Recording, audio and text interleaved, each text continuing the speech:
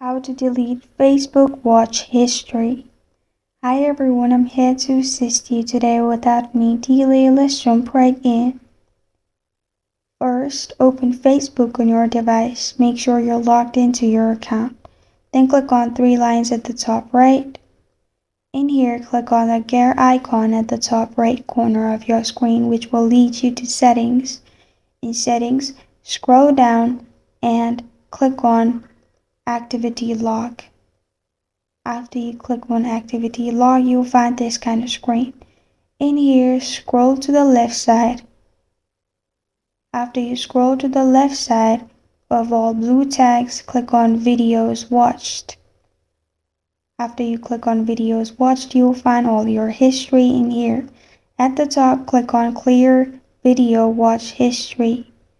After you've clicked on clear video watch history at the top, now simply click on clear and everything will be clear.